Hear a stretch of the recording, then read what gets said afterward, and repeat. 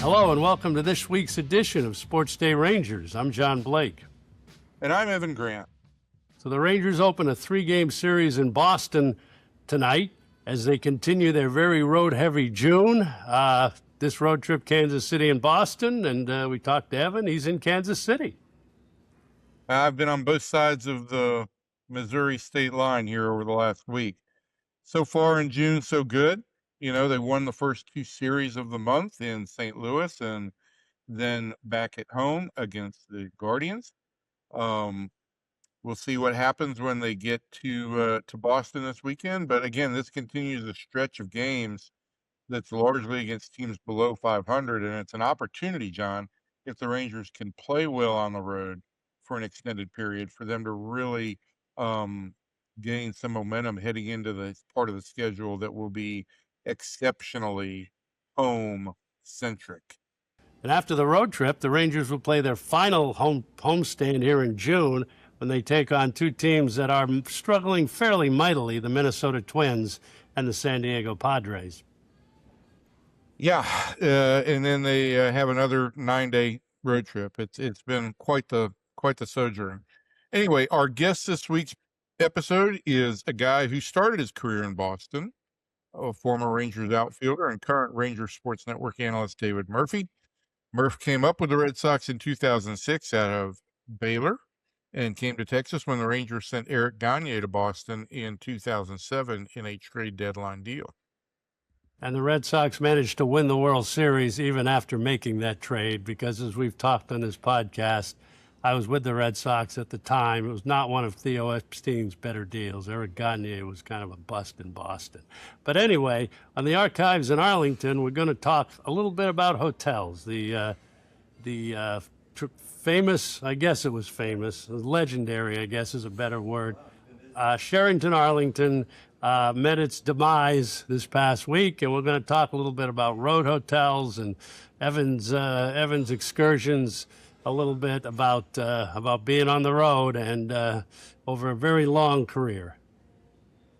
Very long. So long that when you walk into clubhouses now, guys look at you and say, "Oh, you're still doing this?" Anyway, you can reach out to us on X with any Rangers questions or comments. I'm at Evan_P_Grant, and he is at Ranger Blake. So, Evan, despite everything, and the Rangers are again within a game of 500 here. They're going to try to get to 500. I believe this will be the 7th time they've tried to do this. If they finish off this series in Kansas City on Thursday afternoon, they're still only 2 games. Now they're 2 games out in the AL West. They've won 8 of 11, but after the game on Wednesday night, where the Rangers won 6-4 in 10 innings, you said you just can't figure this team out. So, what is your summation, and what were you trying to get at there, Evan? Yeah, I just don't know what this team's identity is. It's hard to figure out, and sometimes good teams win when they play poorly, and Wednesday night's victory seemed to be something of that ilk, where the Rangers won in spite of themselves because, once again, a starter failed to get through 6 innings. And as they go into this stretch where they're playing 23 games in 24 days, they really need some length from their starters. As we record this on Thursday afternoon or Thursday morning, 5 of the last 6 games, they failed to get through 6 innings. Then on top of that, you add an extra inning for the bullpen on Wednesday night, the 10th. And the bullpen's pulling a lot of innings right now. And so that's something that has to be watched. Mackenzie Gore has got to be more efficient and got to put guys away with 2 outs and 2 strikes. I think Kansas City scored 5 of its runs over the first 2 games with 2 outs. In this series, the Rangers have allowed, I think it's, the 6th most runs in baseball after there were 2 outs. So that can't continue. Offensively, the Rangers had the bases loaded 4 different times, John. 4 different times. But they had a couple of bases-loaded walks. I mean, they had 9 walks in the game. They created traffic, but you're right. They're still not really getting that really big hit. Elias Diaz came up huge in the 10th inning, and Jake Berger, had that big sacrifice fly and came off the bench yesterday, and we'll talk a little bit about that. But it's still, it's like they're creating traffic, but they just can't seem to get that big bases clearing double or what. And I think that's the thing that's missing. I guess if I'm trying to put it into words, it's like this killer instinct, right? The killer instinct that a championship caliber club has, that when they smell a win, they know how to put it away. And it doesn't ever game is a certainty very often for the Rangers. So that's something I'd like to see them do more of. Again, we have to go back to this. It's still been 4 or 5 days since Corey Seager and Wyatt Langford have come back from the IL. They're still finding their way a little bit. But you can't expect that Josh Young is going to be as hot as he's been in the first 2 months all year long. You can't expect that Zeke Duran is going to continue to be at this level all year long. He's going to hit some kind of slump somewhere along the way. And so, when you've got guys playing well, you need to take advantage of it. So, talking about that a little bit, and Seager, he's got, again, you're right, he's only been back, he's played, 4 games, I think, 4 or 5 games since he's been back. Played 4 of the 5 games. 4 of the 5, that's right. Are you seeing anything different? I mean, is it something that Ranger fans should be concerned about at this point? I mean, we've been talking about this now for almost 3 months. And without Corey Seager in the middle of that lineup, it's very, very difficult to put together a consistent offensive performance. Well, you can put together an offensive performance. It's just got to change its whole approach. Last night, Seager did take a walk and battled for a 9-pitch walk in a big situation that helped load the bases. But that was an opportunity there with a couple of runners on where you really need Corey Seager's bat. I don't know if the back is going to be something that is a continual issue this year. Whenever a guy gets a back issue, you always wonder if it's going to be chronic. So I don't know if that's something that the Rangers are going to have to manage, but we're nearly halfway through the season here. What are we, 67 games in as we record this, and Corey's still hitting $180. It's just simply, it's not Corey Seager. It's not the Corey Seager we've known. So there's got to be a turnaround. And, if you believe in the numbers and the course of the career and the track record, the second half is going to be red hot. I just haven't seen anything at the plate so far that suggests this is a guy who's about to get red hot. Though he did hit a ball hard. He did hit a ball hard last night. And he has hit a couple of balls hard. He just hasn't had any results. Well, it's pretty, if anything is determined or obvious here in the first part of the season, that Skip Schumacher really likes versatility.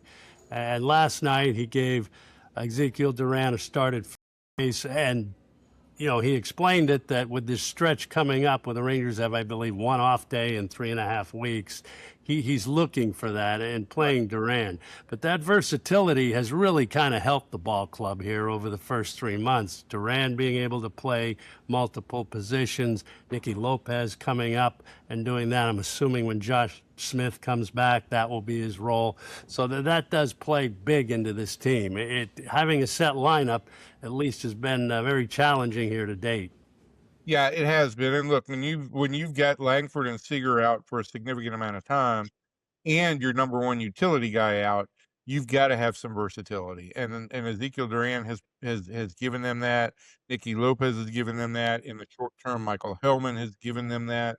And Skip is, I think, much to his credit, Skip is a big believer in getting his entire bench involved. And I think that's why the Rangers, in my opinion, have gotten better offensive performances from their bench players than they have in recent years, because they've found ways to get them more regularly involved. And you talk about the starting pitching, and it was so consistent and so good last year, 1 to 5, basically. I mean, for the most part. Kumar Rockers pitched well, but you're right, Gore, Eovaldi, even Jacob deGrom having trouble really giving them 6+ innings on a consistent basis. And the bullpen has done a miraculous job to kind of hold it together. But what needs to happen there?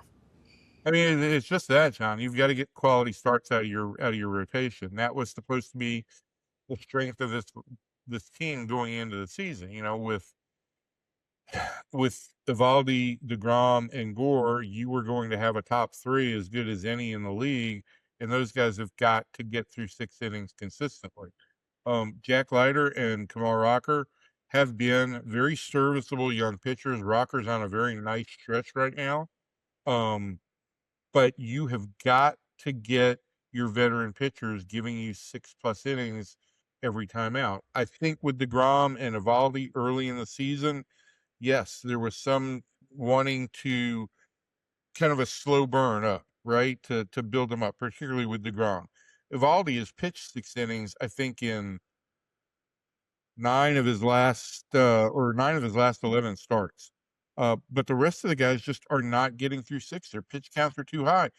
And look, Evaldi on Monday or Tuesday, he had 70 pitches going to the 6th inning. He just lost it and was hurt a little bit by Evan Carter not making 2 catches in center field on balls that Evan said yesterday really should have been made. It just poor reads, and I think on one of them he got a little tentative going into the wall, and on the other, I think he felt like the ball knuckled on him a little bit and he got turned around. So, you know, maybe that one was more happenstance and coincidence than anything else, but they've got to get regular 6 inning outings against these teams that, quite frankly, right now don't have the deepest, most powerful offenses in baseball. Right, and you mentioned that, and how important here is it for the schedule? We talked about a little bit here at the top. Going to Boston, Fenway Park is never a great place to play, but the Red Sox have been awful at home this year. And then coming home to play, you know, the Twins and the Padres, who are kind of reeling at this point, and then going to Miami. After that road trip gets a little tougher with Toronto and Cleveland, but it's again, and we've talked about this a lot this year, stretches of the schedule where, oh yeah, the Rangers have got to take advantage of this. And, you know, if they win today, it will be 4. If they win on Thursday, as we tape this, they will have won 4 consecutive series. But, you know, they have really got to try to put some ground here, try to stay within shouting distance of the Mariners, who have not been tremendously great either. No, but they've been fairly hot of late, you know, Right. and that you feel like they are going to get better. And the same things that we're sitting here saying about Corey Seager, you figure on whatever Mariners podcast that Tim Hevley and Randy Adamack are hosting up in Seattle, that they're saying the same thing about Cal Raleigh. Right. So, you know, I think that this team, the Rangers, have less margin for error than do some others. We have not talked about the lack of depth for the starting rotation. The Rangers have had basically one emergency start. That was by Jacob Latz on the second day of the season. There were 2 other openers, there was one bullpen game when Evaldi missed a start and one opener ahead of Kamal Rocker. They've used 8 total pitchers to start games. And if they were to miss a starter, if DeGrom or Evaldi or any of those guys went on the IL for any period of time, who are they turning to in the minor leagues right now? What are their Probably Cal Quantrill, right? I mean, but he hasn't been stretched would probably out be then. the guy, yeah. Right. Yeah. So, I mean, Jordan Montgomery is making progress. Hopefully Cody Bradford is now starting to really turn a corner again, but it's been 2 years. Right. But the Rangers don't have that depth to turn back to on the pitching staff. Same thing applies in the bullpen. Who are you turning to now? You know, you've looked at Robbie Alstrom, you've looked at Gavin Collier, you've got yeoman's work from a guy who came out of the independent leagues and Peyton Gray. But where are the other bullpen arms going to come from in the system if you need them? And so my point is, there's not a whole lot of room for error or injury here, and the Rangers need to capitalize on the ability to beat teams that they should beat. Well, let's move on. And our guest on this week's podcast is David Murphy, former Rangers outfielder, now a member of the TV broadcast team on Rangers Sports Network. And when we talked to Murph earlier this week, he had some great insights on hitting left-handers as a left-handed hitter, on Jacob Latz and some really good thoughts about the ball club. So we'll talk to Murph next.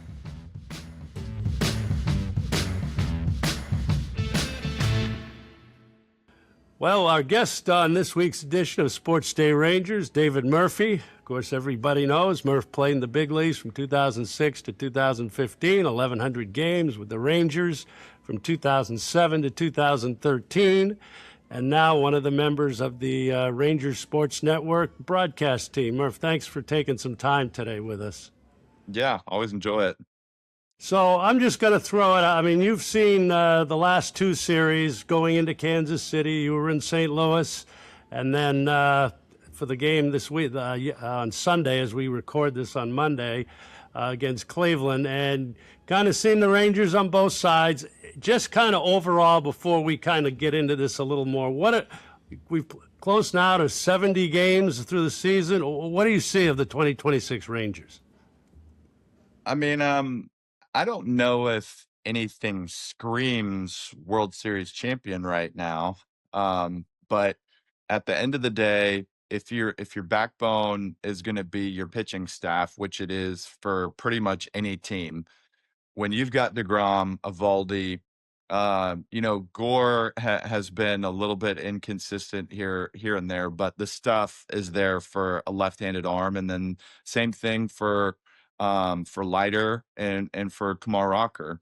All of these guys are capable of getting out and performing, on a playoff type of stage and have the stuff, in my opinion. The offense, like any team, it's going to come and go. I think all of us could say, especially after the last few seasons, maybe it's been a little bit inconsistent, but we just saw Seager and Langford return. Jock Peterson's gotten hot at the right time. If you're dissecting the lineup, when Seager and Langford returned the other day, you've got Jake Berger hitting 7th. You've got Evan Carter hitting 8th. And so just looking 1 through 9 at the depth of the lineup, I feel like it's pretty encouraging. So, like I said, they're going to have to earn their way into the playoffs. They're not like a Dodgers type of lineup combination with their pitching staff. But I think it is a possibility that they could get into the postseason. And then we all know once you punch your ticket, you never know what happens. Yeah, it's what's amazing to me is that as we sit here today, on Monday on the off day, I'm just looking at run differential, and the Rangers have the third best run differential in the American League, which is amazing. They're at a plus 14. It's the third best run differential in the American League, behind the Yankees at plus 96 and the Mariners at plus 29. And so you know how the story goes, right? Is if you've got a positive run differential, you should be a winning team. That they aren't to this point because of the inconsistencies of the offense. But Murph, do you feel like this club, which manufactured some runs for a while, I don't expect them to be a big run manufacturing team with Seager and Langford. Do you feel like it's positioned to be a little bit more complete now with that bottom third of the lineup? I would say so.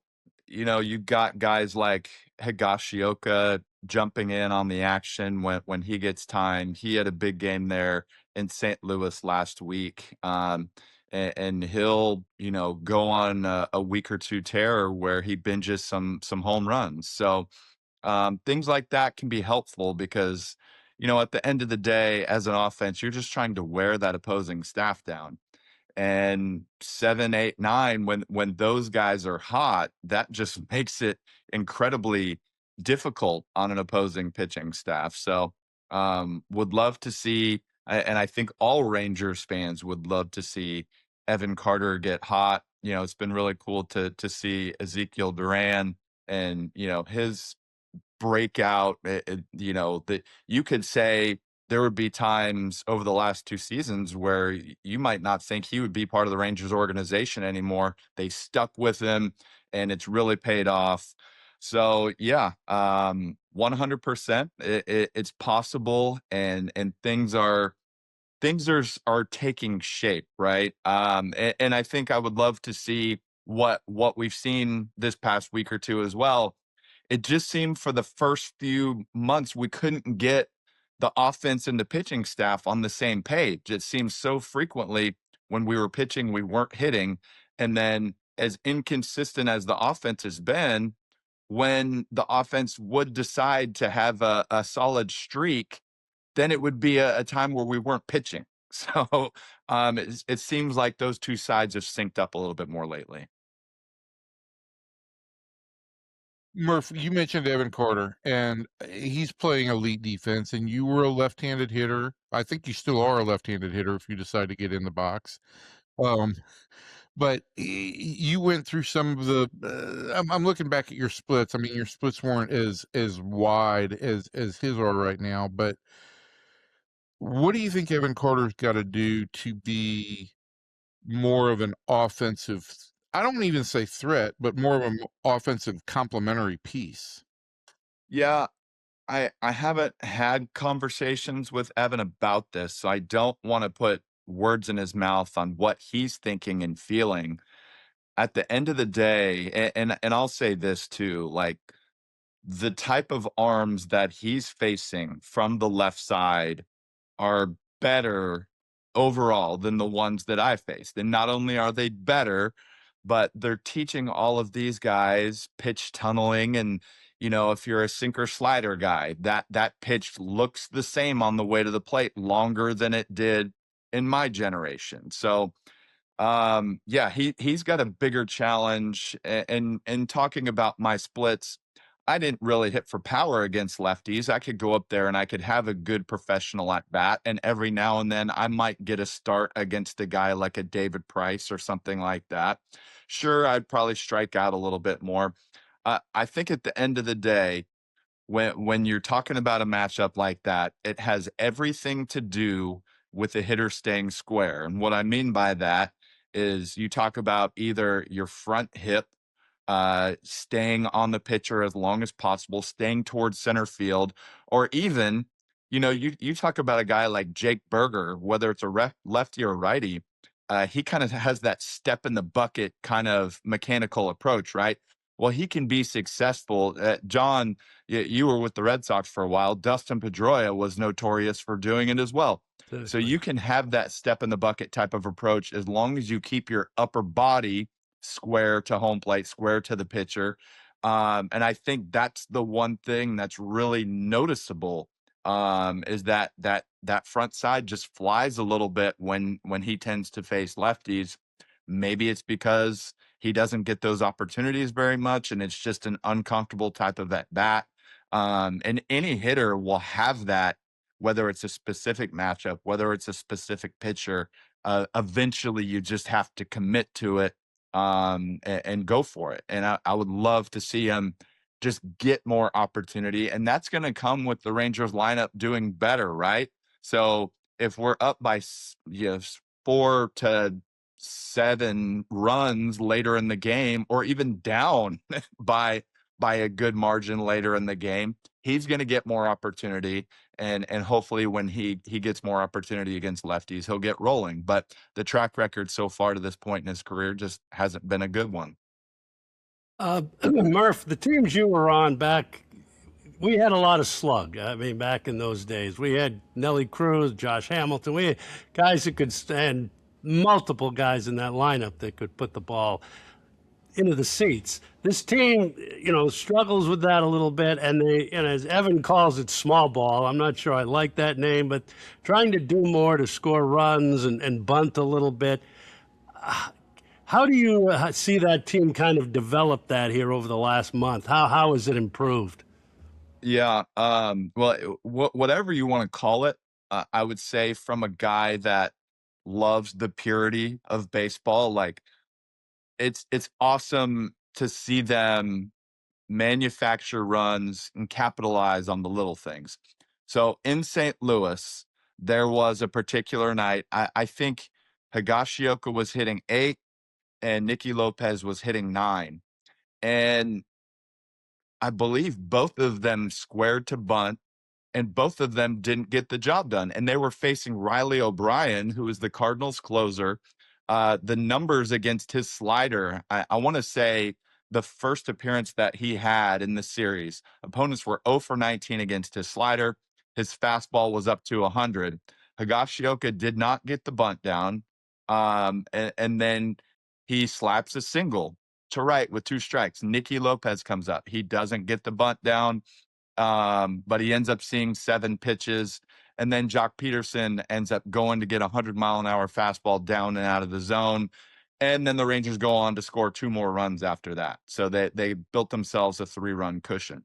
What I loved about it is, even though in those particular situations, and I want to say 1 or 2 of those runs were scored via the sac fly. So you're talking about doing little things to manufacture runs, right? I think when you square to bunt, even if you're unsuccessful, I think it puts a level of pressure on the pitcher that it just you're doing something offensively where you're creating stress out there, right? And I already referred to that. Your job as an offense is to put pressure on the opposing pitching staff. So I love seeing it. The day before, maybe it was the first game of the series, Danny Jansen was at first base, and they try to hit and run, and they swing through the pitch. And Danny Jansen, I think, had 1 career stolen base to that point. So they swing through it. Danny Jansen ends up stealing the base. Good things happen when when you have that aggressive mindset, when you're trying to manufacture runs, when Skip Schumacher is putting on signs. So I think more than anything, rather than be a station to station defense, hey, let's try to do little things on the bases. Let's put some calls on, whether it be a bunt or a hit and run, and take our chances. And for the most part, it's worked out in their favor here recently. The that night as well, I think there was a point where Osuna squared the bunt, didn't get the bunt down, and then tried to slash a ball, which I really liked. That's right. Yeah. And there was also, I don't remember if it was that night or the next night, but Carter broke for second and shut it down on a stolen base attempt, which I think everybody was a little bit confused by. But what I liked is on the next play when he did run, or on the next pitch rather, got a wild pitch. And that to me was maybe again the sign of pressure that you're making teams try to do a lot. And Murph, over that 5-game winning streak, I think there were 6 occasions where the Rangers either reached on an error or advanced on like a wild pitch pass ball kind of situation. Those are the things you're talking about. And when we get back to Evan Carter, and I want you to address this a little bit, because I put pressure out there for him to bunt more, and lots of people want him to bunt more and use his legs. You can talk a little bit about, it's easy to say guys should bunt more. It's also something else to talk about confidence in being able to do it, especially when you haven't done it at the major league level very much. But this is something that he could add to his game potentially to ward off some of these long cold streaks, is it not? Yeah, I think so. Especially, and you're not always looking at this as a player, but say he's hitting 8th or 9th, and it's a day where they're facing a good pitcher, there's likely a chance where Evan's only going to get 3 at bats, especially if we're playing matchups, right? And they bring in a lefty late in the game. There's a chance he's only going to come to the plate 3 times. If one of those is a bunt attempt, and if he can squeak out a hit, a 1 for 2 day with a sac bunt, that's a really good day, right? Especially when you're trying to build some momentum. It is difficult. It can be difficult. I would think it's more difficult as a young player. I think I did bunt more later in my career, but after you've had some success, I don't know. I wouldn't say it was a matter of all the early work I did, although Gary Pettis and Ron Washington had me out there a ton, and over 3,000 career plate appearances. I probably didn't even bunt 10 times in the course of my career, but once again, that's why you go through those early work opportunities in spring training, is those few times that you're called on to bunt in your career, you're ready to do it, and you don't look like a deer in headlights. I'm not saying that's what Evan looks like, but I'm just talking about the preparation, the work that goes into it, right? So yeah, would love to see those opportunities, especially now, like I said, if everybody stays healthy, if this is the lineup right now that we're envisioning, and Evans hitting 8th or 9th or lower in the lineup, that's a must from a guy. You've got to be ready to do the little things when you're hitting in those spots in the lineup. And the more you show that, right, the more you show that you're going to bring infielders in and you're going to have them on the move. And then it becomes a little bit easier as you get more comfortable handling the bat to be able to slap a ball past the infielders, if you can get the ball on the ground. So And it's if you all. lay down if you lay down a good bunt, also, big leaguers are not immune from that ball ending up down the right field line, right? We saw it ourselves as a defense in the Astros series. One more for me on this year's Rangers team, and it's a bullpen question, and the role now that Jacob Latz has. I mean, what do you see from that? I mean, it's pretty amazing what this guy has done, coming from basically a kind of a non-prospect back in, we brought him in to pitch that one game in Cleveland in the middle of the COVID in 2021, but a guy that's really taken a role here. And the way Skip has used him here with 2 inning saves and in real crucial roles, how do you see the end of that bullpen looking here as things go on? I guess you could draw some comparisons to the lineup. Maybe, or even you could say the lineup on paper, you would expect to even do more. But hats off to this front office and this coaching staff for putting this bullpen together, that, there weren't lofty expectations coming into this season, and they have overperformed in so many different ways. Like, you love Again, right? They did this last year right. as well. Yeah. I mean, you love the way that how quickly Jacob Junis works, and the way that his stuff plays. Latz is a guy that you mentioned. When I had the chance to do the national game on Peacock, and we were doing our pregame interview in Skip's office, and that was one of the questions from some of the national people, like, who's got the best stuff in your bullpen? Who's got, the best fastball? Who's got the best breaking ball? Who's got the best changeup? And across the board, Skip just couldn't stop talking about Jacob Latz. His fastball, it gets on hitters, it plays up, it has natural cut. The changeup's really good against righties.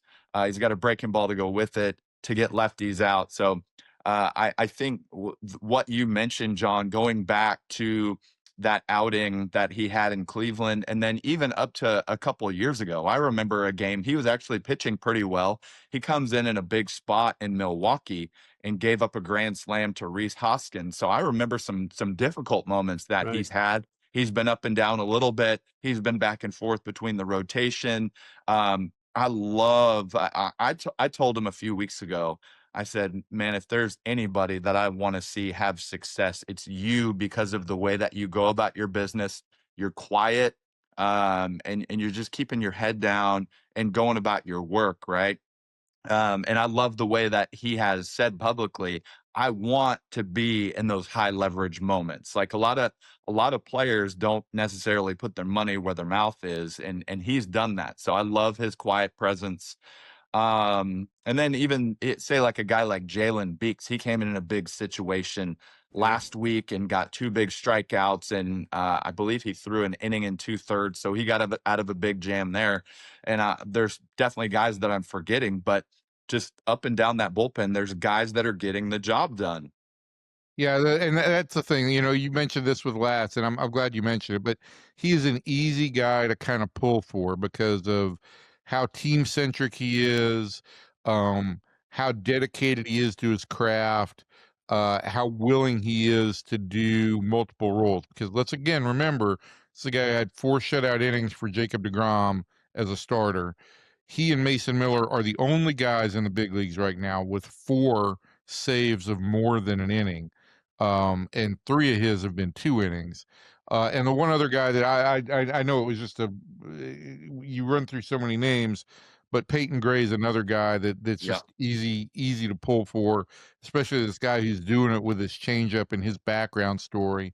So yeah, I mean that bullpen once again has overperformed. And if you look at it, you go back to 24 and what the Rangers did with Kirby Yates and that group, and they overperformed in an underperforming season. Last year they overperformed in a rather underperforming season, and this year they're doing the same thing. So the only thing on Jacob Latz for me is that the Rangers have to be careful on how often they use him for these multi-inning rules. He's done a great job, but this is his first year as a closer, and it even Skip Schumacher said, we've got to handle this very, very carefully. So, Murph, I want to talk to you about one thing, and I couldn't bring it up in St. Louis. I just couldn't, because we were spending too much time talking about skydiving for one, which we want to get your thoughts on. But I went back and I looked when we got home.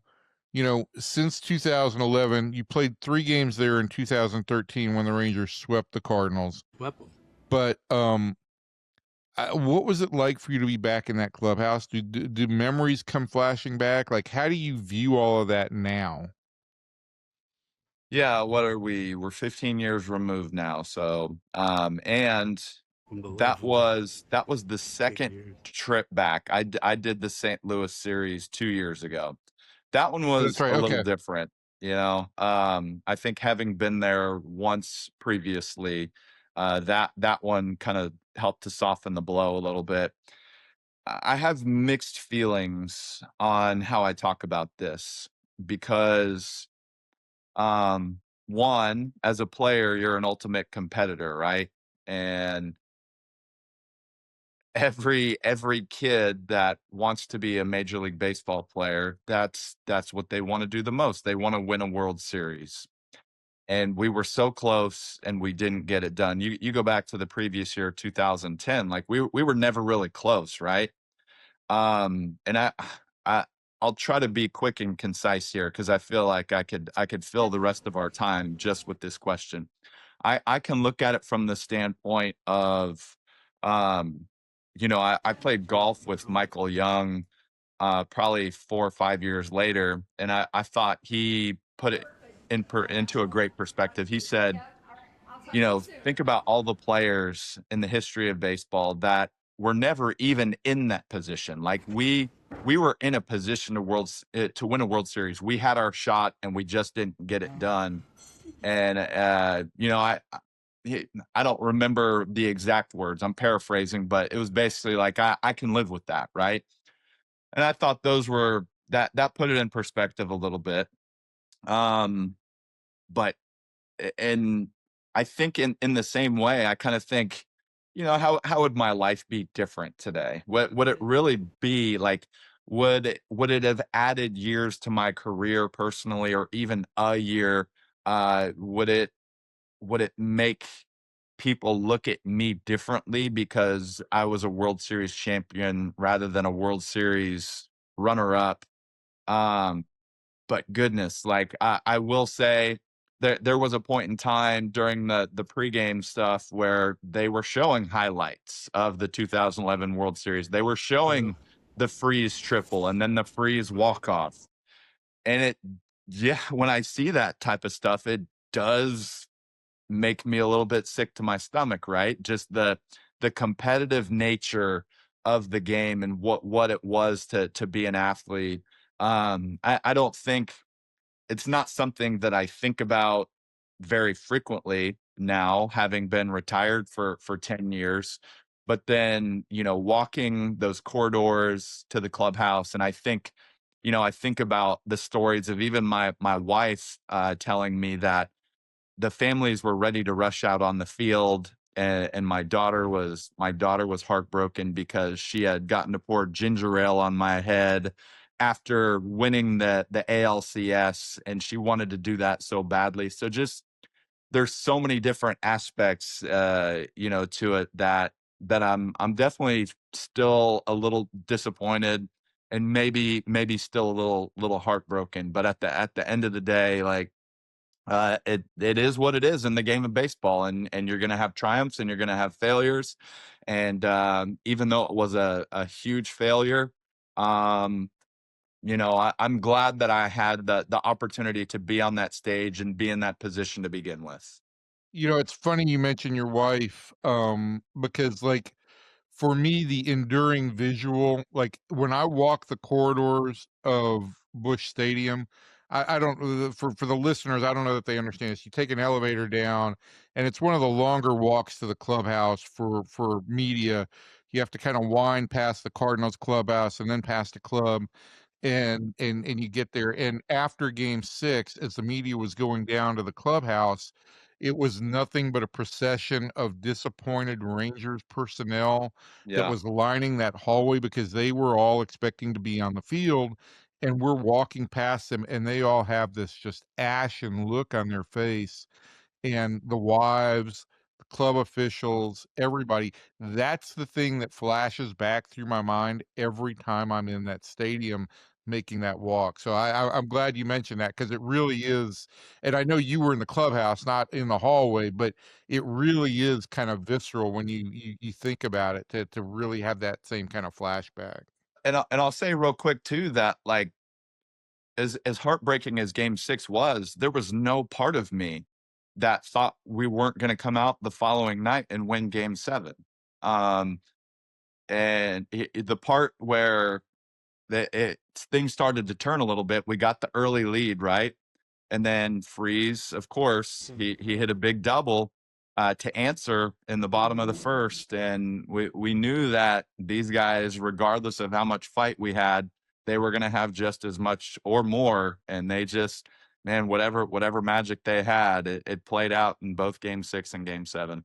And we won't talk about the day off and the canceled, That's postponed right. game without the Yep. rain and all of that. But anyway, Yep. Murph, this has been great. Your insights, and I really enjoy watching you on the broadcast. And it's been really cool to watch the way you've kind of grown. I don't know if grown's the right word, but into a really solid analyst. And it's you and Dave Raymond are a good combination. And so I really, whatever I small have to role I may have had in that, it's been very satisfying. I have And to I'll, echo that. I've I told you that appreciate it. before, Murph, right? I I don't know just if I ever. love you have a very calm demeanor when you're describing the game, and it's very conversational, and I appreciate it very much. so with that, we'll let Murph Well, go and go ahead. I'm sorry. No, I was gonna say I'm still appreciative of the opportunity. I still remember, John, when you approached me. I think it was at Jared Sandler's off-season, charity event, and you asked me if I'd be interested in doing it, and I was actually a little bit surprised, and I was like, Absolutely, I'd be interested." So it's been fun to just have the opportunity. Dave is great, and just learn that side of the business, and I can only imagine how many players would still love to be employed and involved in the game of baseball. So I don't take it for granted when I show up at the ballpark that I can still call that my office. And you guys have fun doing it too, and I think that's a big part of it, and it comes across on the air. So Murph, we appreciate it. We'll see you on the next homestand, and we'll thank you for the time. It really is. This was a great conversation. Yeah, I appreciate it, guys. Always love talking baseball with y'all.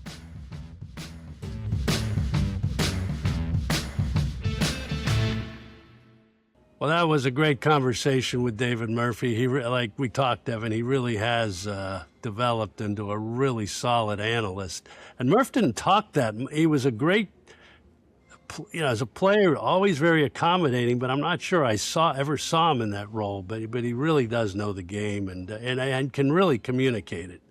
Well, he was always very approachable and always had Right. great answers, but he was always a complimentary piece on a team, Right. again, with Michael Young Right. and with Adrian Beltre and with Elvis, and those guys all really overshadowed, and then obviously with Josh Hamilton, and those guys all overshadowed the great majority of media time. Right. So on the archives in Arlington this week, this was kind of a sad week for some of us who've been around a long time. this past Saturday. The old Arlington, Sheraton / Marriott / Sheraton. It was a Marriott for a while. Arlington was imploded at the age of 41. Rest in peace. And I just wanted to talk a little bit about because Arlington's hotel visiting teams stayed at that Sheraton, Evan, as you remember. It was basically across the street from old Arlington Stadium and wasn't that far from the ballpark in Arlington either. The old joke was at the old ballpark that for a writer, it was closer to go from the hotel to the visiting clubhouse than it was to get from the press box to the visiting clubhouse at Arlington Stadium, because there was no good way to do that. You had to either go outside the ballpark or go down through the stands. It was not a good situation. But just looking at this a little bit, and the Rangers moved to Arlington in the fall of 1971. There was not a lot in Arlington at that time, certainly not a full-service hotel. And, the traditional clubs and most clubs would stay, and most ballparks were downtown. A few of them were outside, but even in Anaheim, there were hotels, right, around the ballpark you could stay at. Arlington didn't really have that. So in the first year, in 1972, teams actually did stay at the Roadway Inn, which is still around on Division Street, because there really weren't a lot of other hotels in Arlington. There was a Six Flags hotel, but they were all motels. And even back then, teams did not like to stay at motels. It was not a big thing. So, you okay there, Evan? Yeah, fine. This is tearing you up? Yeah. And so that lasted for a little bit, and then everybody went to Dallas. The Anatole opened, the Hyatt Regency opened in the late 70s, and teams stayed there. So it was there because there just weren't any full-service hotels in Arlington. The Arlington Hilton opened in 1983, which is about 2 miles, from the old ballpark, and then the Sheraton opens in the end of 1984. But, again, the Sheraton was convenient, but it was also the closest hotel to Arlington Stadium, so you had a lot of fans would stay there as well, right? So it became, in the early days, clubs put up with it, but it became a security nightmare for teams. The Oakland A's are the ones that really, in the late 90s, when they were basically a touring rock show with, rock star show with Henderson, Canseco, and these guys, and it kind of became a nightmare. So eventually teams started to move to Las Colinas and Dallas, and teams haven't stayed in Arlington for a long time, and we'll see if they don't stay at the Lowe's at this point. It's just probably a little too close, but and the CBA now says you have to stay in 5-star hotels, which these hotels in Arlington at the time certainly were not there. But Yes. What do you remember anything about that Sheraton or anything being No, closed? I don't remember anything about that Sheraton. I did when I was in Shreveport. For some reason, I was in. It was either a Cowboy game or somebody was playing North Texas, and for some reason, I stayed at that Hilton. And all I remember about that night is I actually went down to the hotel bar and got a drink, which, as you know, for John, is not all that common for me. I don't know why. Right. Your times in hotel bars are few and far between, but there've been a few. But there was a lady who wanted to strike up a conversation with me. And even then, and I was in my 20s, even then it became very clear to me that this young lady was there on business and not just strictly attracted to me. And so that deal was not consummated. But I do remember that. That's the one thing I remember about staying in Arlington. Never had any real time at the Sheraton. There were still some writers who stayed at the Sheraton until a few years ago. And when it was really hot in Arlington, I'd give them a lift to the ballpark. Now, when guys come in, because we're all slaves to the Marriott chain, they Right. stay at that Courtyard, Right. or they'll stay at a Marriott in town somewhere. So it's just not it's not the same. And that was a And Marriott for a while, and it became very popular with writers and everything when it was a Marriott. So one writers quick like hit, free stuff. right, they do. And one quick Hilton story, and I may have told this before, I think I probably have, back in 1988. The Yankees, actually the New York Yankees were staying at the Arlington Hilton. This was in May of 1988. And if you remember Billy Martin, this was the night that Billy got beat up at Lace, which was a gentleman's club a couple of miles from the Arlington Hilton. And unfortunately for Billy, George Steinbrenner was on this trip, and he was staying at the Hilton. And really unfortunately for Billy, a fire alarm went off while Billy was, I guess, getting beat up and everything, and they evacuated the hotel. So the writers, the players, Steinbrenner were all in the parking lot of the Arlington Hilton when this cab pulls up to the hotel, and Billy stumbles out. He's bloody and everything, so he couldn't even discreetly get in the hotel, and it became a huge story. Billy's version of the story was that he got jumped. There were several other versions, but that was probably the best Arlington Hilton visiting manager story, and I think that was the last time the Yankees stayed at the Arlington Hilton. I think they quickly moved to either Dallas or Fort Worth. And again, for high-profile teams where fans would stay at these hotels, it was hard. I'll share one other hotel story, and then we'll be done with the archives. But Thankfully. this goes back, and I was reminded of this when we were in St. Louis last week, because what used to be the Adams Mark in St. Louis is now a Right. Hyatt, and it sits very close to the memorial, the arch, the Gateway Arch. And in 1995, the year that started late, I was covering the Marlins. And we had all gone through replacement spring, and no matter what club you were with or what club you covered, that was just a ridiculous exercise. Marlins got off to a terrible start that year. Afterwards, I think they were 5-25 at one point in time. And the last trip before the All-Star break was to St. Louis. It was 95 degrees. I've never been hotter in a stadium than I was at Busch Stadium. It was This was the old Busch Stadium the for old people. Busch Stadium, Yeah. artificial turf, 128 degrees for a day game there, in which the late former Ranger Terry Matthews pitched and beat Rick Sutcliffe on a day when, believe it or not,